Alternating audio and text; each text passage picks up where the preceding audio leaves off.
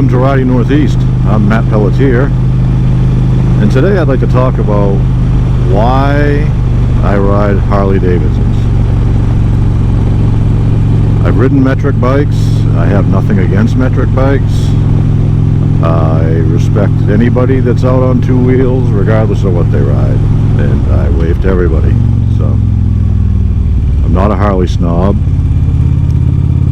but a few years ago I decided I would get a used motorcycle just as a way to maybe save a few bucks commuting. And at the time my mother was in the nursing home, so I was trying to visit her fairly frequently, and that was a pretty extensive ride, so it made even more sense to get 45-50 miles to the gallon on two wheels as opposed to taking a car. So got back into it, and I ended up buying an older Honda Goldwing that someone I knew was selling, and good, decent price on it. And I hadn't ridden in over 20 years. So I went from a Kawasaki 550 LTD to a Honda Goldwing. It was a 1550cc, something like that. And it's quite a big difference, especially with the gap in there. And in my state, once you have your motorcycle endorsement, you never lose it, which is, I probably should have taken some riding classes to get refreshed, but I made sure I had a couple thousand miles on it before I had anyone ride with me. Dropped it a couple times. I had to relearn the lessons. Don't touch the front wheel in sand. Don't touch the front brakes. Don't touch the front brakes in sand. Don't touch the front brakes at low speed. At low speed, you drag you stay in the friction zone and drag the rear brake and just give it a little bit of RPMs, all that good stuff. So we learned that whole thing, and then one day the wife and I were out cruising along. We were headed for the mountains, and I said, so what do you think of this Goldwing? She goes, I said, what do you mean, It's alright. I said, well, what do you mean it's alright? She said, well, if I was going to get a bike, I'd get a Harley. I said, what the hell do you want a Harley for? They're big, they're lumbering, they don't line up with most bikes as far as specs go. She goes, well, you have to ride one to understand. I said, well, that's a hell of an answer. So anyways, we were about a mile from a Harley dealer. So I said, fine, let's go do it. So I pulled in, and we hopped on, I think it was around a 2010, 2011 Road Glide Ultra. That was about the same wheelbase in height, and really handled fairly similar to that Goldwing, actually.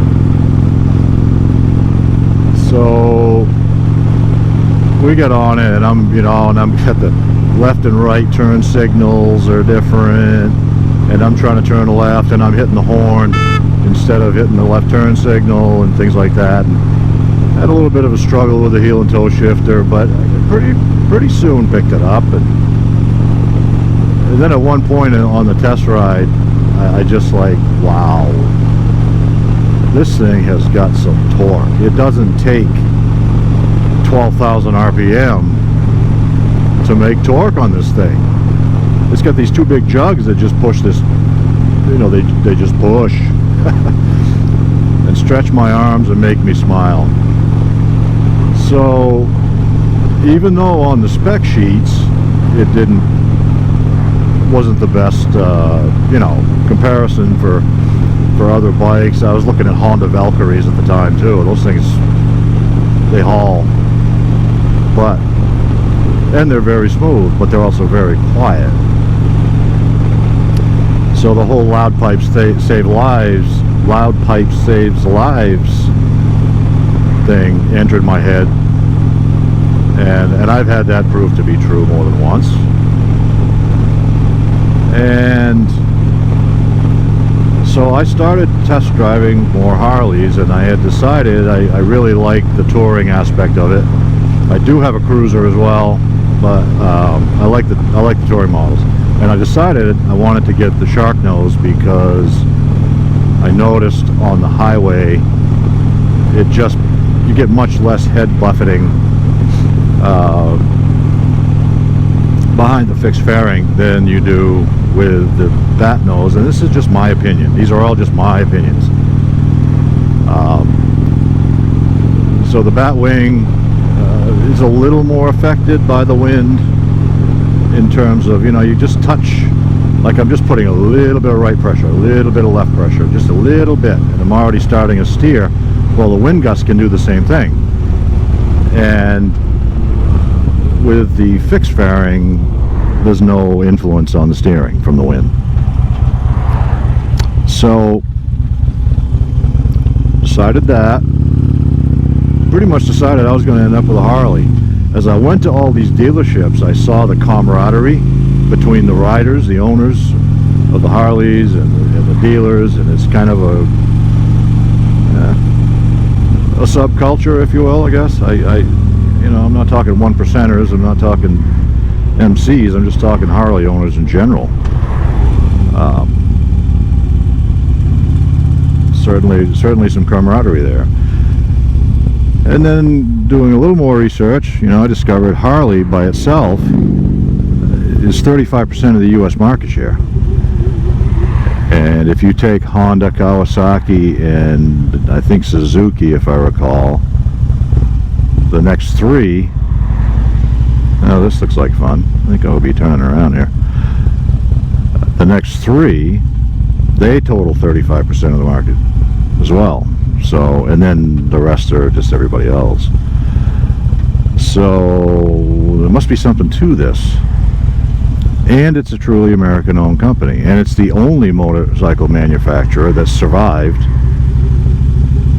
since the early 1900s. Indian's gone out of business a couple times, and now owned by Polaris Company. So Harley's truly the only American manufacturer of motorcycles remaining. Which, by the way, if you ever get a chance to go to Maggie Valley, North Carolina, and go to Dale Wachsler's Wheels Through Time Museum, it's something to see.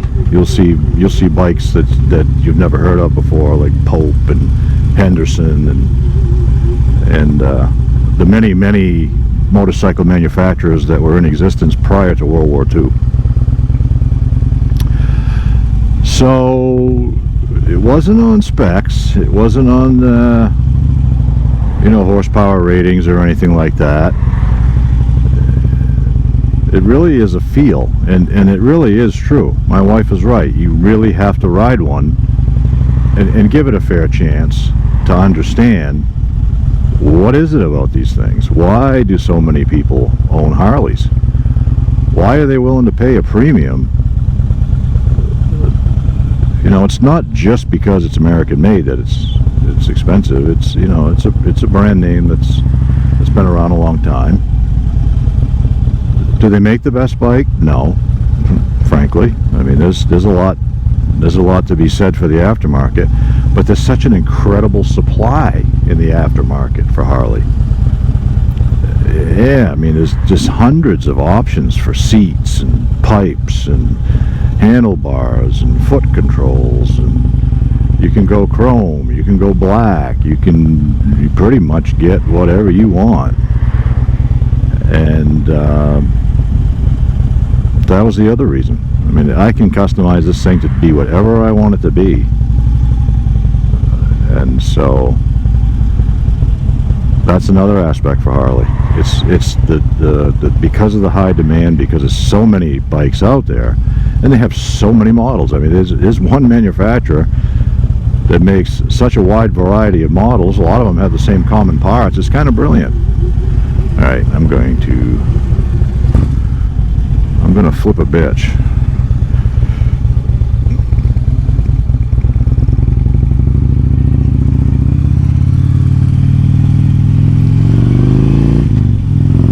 So much for that.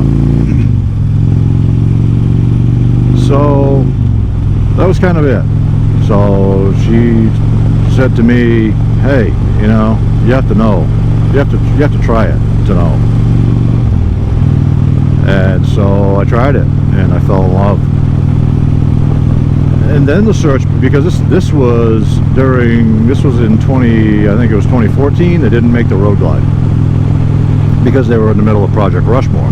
2015 they came back with the Road Glide, but they didn't make the Road Glide Ultra. And I wanted the Tour Pad. So I'm still test driving street glides and ultra limiteds and Softails and Dynas and all that good stuff, and I just had my heart set on Road Glide Ultra, and I made my mind up in the 2016 model year, if they come back with a Road Glide Ultra, and I'd even gotten down to color by that point. I like the red. Harley does some incredible paint, and I had gotten down actually to two choices for colors: Mysterious Red Sunglow or Velocity Red Sunglow. I said, if they come back in either one of those, here we go, pay attention here. So Velocity Red Sunglow or Mysterious Red Sunglow, if they come back with either one of those in a Road Glide Ultra, I'm just going to buy it.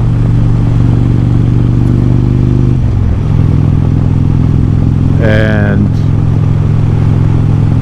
darn if they didn't come out with a two-tone version with both colors. So that's how I ended up with this 2016 Road Glide Ultra, Velocity Red, Mysterious Red. And I've done some stuff to it. I'll cover that in another video, but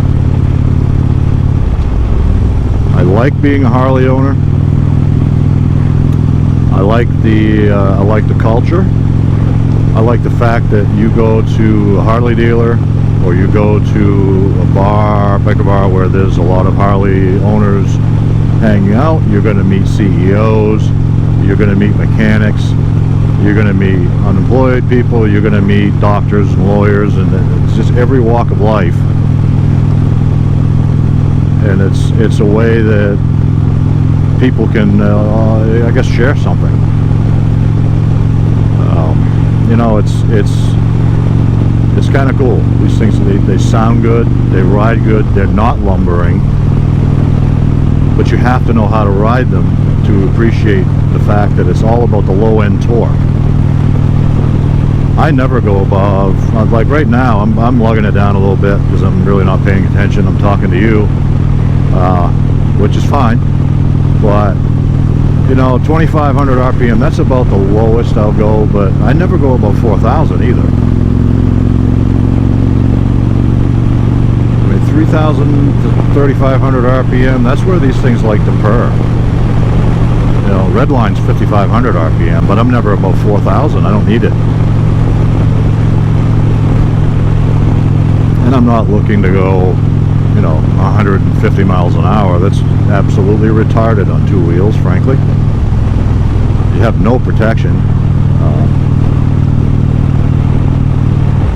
But if I wanted to, I could. I probably wouldn't. With the cam I've got in this bike, I wouldn't win a race like that. But I might beat you from light to light. Anyway, some of the reasons I ride a Harley. And I love my Harley Davidsons. I love the history, I love the simplicity, I love the fact they're easy to work on. I hate the fact that the instruction manuals generally suck, but there's plenty of resources you know, on YouTube, or just sitting down figuring it out. They're really not that hard to work on. You can do your own wrenching if you want to. You don't have to. If you're traveling somewhere and you break down, there's always a dealer somewhere nearby, and if you're broken down, they'll put you right to the front of the line. I've never been to a dealer that wasn't accommodating, friendly, and it's like being part of something that you really didn't expect. When I bought my first Harley, I didn't realize I was joining this this sort of a club, sort of a thing, but But it really is. I go in, I walk into a dealer, I've got a Harley shirt on or my leathers on, and immediately someone welcomes me. They'll offer you a cup of coffee or a glass of water. It's just something I've never experienced owning any other sort of vehicle anywhere. So, and I experienced that with Harley everywhere in the US so far. I haven't ridden anywhere else yet. Anyway, I hope you enjoyed it. Just my thoughts, just my opinions. I respect what you ride your ride. And if you enjoyed this, please subscribe. Give me a thumbs up if you don't mind. If you liked it, comments are welcome. I'm looking to hopefully grow this YouTube channel and provide some content that maybe is a little different than other stuff that's out there, and this is my way of giving back. So please like and subscribe, and we'll talk to you next time.